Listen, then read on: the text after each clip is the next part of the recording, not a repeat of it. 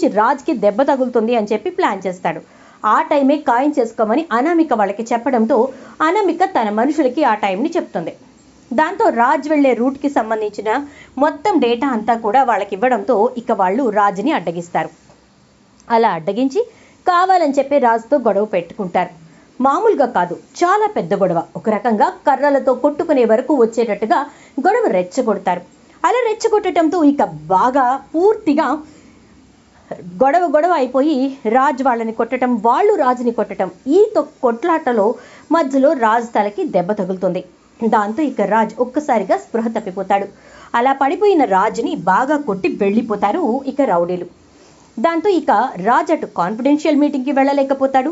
ఇటు నుంచేమో ఆ deal cancel అయ్యేదాకా వచ్చేసేసరికి కావ్యకి కాల్ రావడంతో, అంటే శృతి కాల్ చేయడంతో గబగబా ఇక కావ్య అక్కడికి వెళ్తుంది. ఆ మీటింగ్ని కండక్ట్ చేస్తుంది. వాళ్ళతోటి డీల్ ఓకే చేస్తుంది. రాజ్కి కాల్ చేస్తూనే ఉంటుంది, కానీ రాజ్ కాల్ లిఫ్ట్ చేయడు. అసలు ఎక్కడున్నారు ఏంటి అని చెప్పేసి వెంటనే అప్పుకి కాల్ చేసి చెప్పేసరికి అప్పు అయితే రాజ్ నెంబర్ ఎక్కడ రింగ్ అవుతుందనేది ట్రేస్ అవుట్ చేస్తుంది.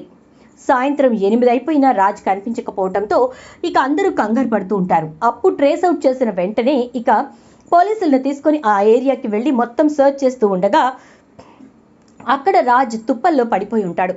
ఒక్కసారిగా రాజును చూసి కంగారు పడిపోతుంది అప్పు. అక్క ఇలా కానీ భావం చూసిందంటే అస్సలు తట్టుకోలేదు. ముందు హాస్పిటల్కి తీసుకెళ్దాం పదండి అని చెప్పేసి హాస్పిటల్కి తీసుకెళ్తుంది. ఇక కావ్య ఫోన్ చేసి, అప్పు తెలిసిందా, మీ బావ గురించి ఏమైనా తెలిసిందా అని చెప్పేసి అంటూ ఉంటే, లేదక్క ఇంకా తెలియలేదు, నువ్వు కంగారు పడుకో అనేసి ఇక ఇటు నుంచి కళ్యాణ్కి మాత్రం విషయం చెప్తుంది. దాంతో ఇక కళ్యాణ్, సుభాష్, ప్రకాశం ముగ్గురు కూడా హాస్పిటల్కి వచ్చి రాజ్ దగ్గర ఉంటారు. అపర్ణకి కూడా విషయం చెప్పరు. ఇక ముగ్గురు కలిసి రాత్రంతా రాజ్తో ఉండి ఉదయాన్నే రాజ్ కాస్త కోలుకున్న తరువాత ఇక అప్పుడు రాజ్కి ఏం జరిగింది ఏంటి అని చెప్పి అడిగి తెలుసుకుని అక్కడ ఏ ఏరియాలో అయితే రాజ్ పడేసి ఉన్నారు, అంటే రాజ్ని పడేశారు, అక్కడ ఉన్నటువంటి సీసీ క్యామ్స్ మొత్తాన్ని కూడా చెక్ చేస్తుంది అప్పు. దాంతో ఇక ఎవరైతే రాజ్ని కొట్టారో వాళ్ళు దొరికిపోతారు.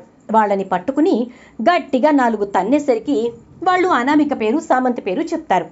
ఇక అప్పు ఆ పని మీద వెళ్ళిపోతుంది. అనామిక సామంత్ని పట్టుకుని పిచ్చ కొట్టుడు కొట్టి వాళ్ళ మీద కేసు ఫైల్ చేస్తుంది. ఇక ఇటు నుంచి రాజ్ స్పృహలోకి వస్తాడు. వచ్చిన తర్వాత రాజుని ఇటు సుభాష్ ఇంకా ప్రకాశం ఇద్దరు కూడా, నీకు ఇలా జరిగిందని ఇంట్లో ఎవరికీ తెలియదు, సో నువ్వు కాస్త కోలుకునే వరకు ఇక్కడే ఉందామా అంటే, వద్దు డాడ్, మీరు ఇంటికి వెళ్ళి నాకు డ్రెస్ తీసుకురండి అని చెప్పని అంటే, కళ్యాణ్ వెళ్తే మళ్ళీ డౌట్ వస్తుంది, కళ్యాణ్ కావ్యతోటి మాట్లాడుతూ ఉంటాడు, మీరు వెళ్ళి నా రూమ్లో ఉన్న డ్రెస్ తీసుకురండి అని చెప్పి చెప్తాడు రాజ్. సరే అని కళ్యాణ్ ఇంకా సుభాష్ ఇద్దరు కూడా ఇంటికి వెళ్తారు. అలా వెళ్ళిన తర్వాత రాజ్ రూమ్లోకి వెళ్ళి సుభాష్ డ్రెస్ తీసుకొస్తాడు. కావ్యతోటి కళ్యాణ్ మాట్లాడుతూ ఉంటాడు.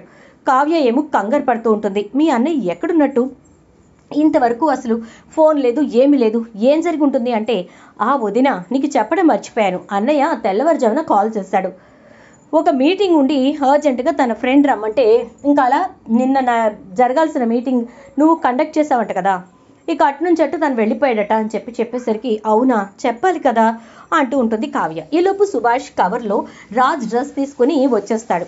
కళ్యాణ్ సుభాష్ కలిసి వెళ్ళిపోతారు. కావ్య అయితే, ఏంటి మావయ్య గారు మా గది నుంచి వచ్చారు అని చెప్పి వెళ్ళి వెతికేసరికి అక్కడ రాజ్ డ్రెస్ ఒకటి కనిపించదు. ఏదో జరుగుతోంది, నాకేదో తెలియనివ్వట్లేదు వీళ్ళు అని చెప్పేసి అనుకుంటూ వెయిట్ చేస్తుంది కావ్య. ఇక సుభాష్ ఇంకా కళ్యాణ్ ఇద్దరు కూడా రాజ్ దగ్గరికి వెళ్ళి రాజ్ డ్రెస్ మార్చుకున్న తర్వాత ఇక డిశ్చార్జ్ చేసి తీసుకొస్తారు. తలకి బలమైన గాయం అవ్వడంతో రాజ్కి తలకి బ్యాండేడ్ వేస్తారు. తప్పదు, ఇక దాన్ని కూడా తీయటం అంటే కష్టం అని చెప్పేసి ఇక అలాగే రాజ్ ఇంటికి వస్తాడు. అలా ఇంటికి వచ్చిన తర్వాత కావ్య గదిలో కూర్చుని ఆలోచిస్తూ ఉంటుంది, అసలు నేను ఎక్కడికి వెళ్ళినట్టు, ఏమైనట్టు అని చెప్పి. అలా ఆలోచిస్తున్న టైంలోనే రాజ్ ఇక నిదానంగా ఇంట్లోకి వస్తాడు. రాజుని చూసి ఒక్కసారిగా అపర్ణ, రాజ్ ఏమైంది అని చెప్పి గట్టిగా అరిచేసరికి కావ్య గబగబా పరిగెత్తుకుంటూ వస్తుంది. పైనుంచే రాజ్ తలకున్న గాయాన్ని చూసి ఒక్కసారిగా షాక్ అయిపోతుంది. గబగబా కిందికి దిగి పరిగెత్తుకుంటూ వచ్చి రాజుని దగ్గరగా చూసేసరికి ఇక కావ్యకి కళ్ళు తిరిగిపోతాయి. ఒక్కసారిగా రాజ్ చేతుల్లోనే అలా పెయింట్ అయి పడిపోతుంది. రాజ్ గబగబా కావ్యం తీసుకొచ్చి సోఫాలో కూర్చోబెడతాడు.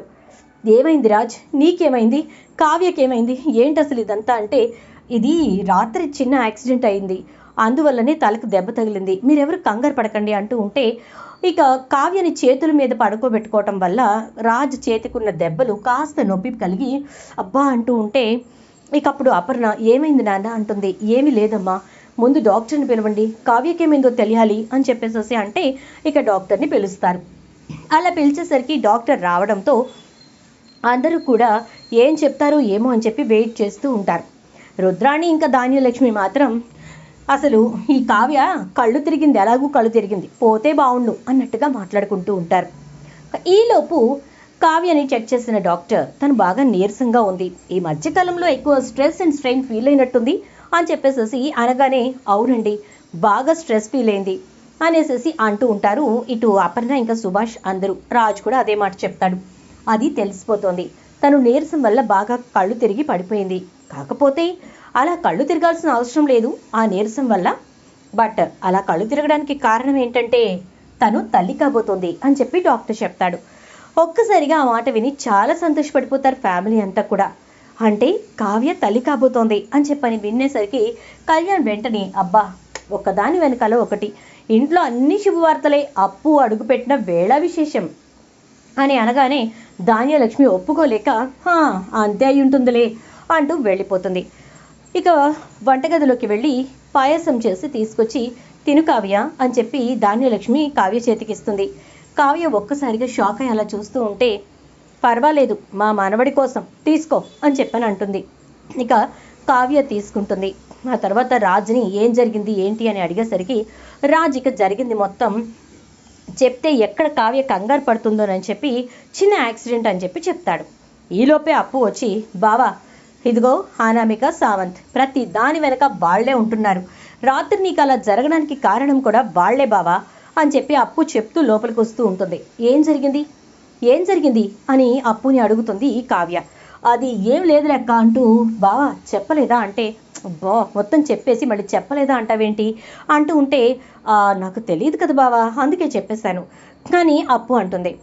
ఇక అలా మొత్తం మీద కావ్య కళ్ళు తిరిగి పడిపోవడంతో అందరూ కూడా కావ్య తల్లవుతుంది అనే విషయం తెలుసుకున్నారు కదా. ఇక అప్పు కూడా ఆ విషయం చెప్తే అప్పు చాలా హ్యాపీగా ఫీల్ అయ్యి రాజుకి జరిగిన యాక్సిడెంట్ గురించి అంటే జరిగిన ఇన్సిడెంట్ మొత్తం గురించి చెప్పేస్తుంది. ఇక అక్కడి నుంచి కావ్య రాజుని అంటి పెట్టుకుని ఉంటుంది. ఎట్టి పరిస్థితుల్లోనూ రాజుని ఒక్కడే ఎక్కడికి పంపను అని చెప్పేసి గట్టిగా చెప్పేస్తుంది. ఇక రాజు కూడా కావ్యతోనే ఉంటారని, కావ్యని ఎట్టి పరిస్థితుల్లోనూ వదిలిపెట్టనని, ఇక కావ్యం జాగ్రత్తగా చూసుకుంటారని అనడంతో సీతారామయ్య చాలా సంతోషిస్తాడు. ఇటు నుంచి ఇందిరాదేవి నా మనవరాలకి ఇప్పటి వరకు వచ్చిన కష్టాలన్నీ ఇక తొలగిపోతాయి, నా మనవరాలు చాలా సంతోషంగా ఉంటుంది అని చెప్పేసి అంటూ ఉంటే అపర్ణ మాత్రం అవునత్తయ్య నిజంగానే కావ్య చాలా అదృష్టవంతురాలు, ఎలాంటి సమస్యనైనా తీర్చే కావ్యకు ఇప్పటికీ మంచి రోజులు వచ్చాయి, నా కొడుకు ఇక దాన్ని నెత్తిన పెట్టుకుంటాడు అంటుంది అపర్ణ. అవునపర్ణ నేను అదే అనుకుంటున్నాను, ఇకపై రాజ్ కావ్యని సంతోషంగా ఉంచాలని బాగా చూసుకోవాలని అంటూ ఉంటే ఇక కావ్య రాజు కోసం కాఫీ కలుపుతానికి వచ్చేసరికి అమ్మ కోడలు పిల్ల నువ్వు అక్కడ కూర్చో, ఇక నువ్వు వంటగదుల్లోకి రావడం అటు ఇటు పరుగులు పెట్టడం అందరికీ వంటలు చేయటం ఇవేవి చేయకూడదు, ధాన్యలక్ష్మి నేను చూసుకుంటాం. ఏం ధాన్యలక్ష్మి అంటుంది అపర్ణ. అలాగే అక్క తప్పకుండా అని చెప్పి ఇక ధాన్యలక్ష్మి వంటింట్లోకి వస్తుంది.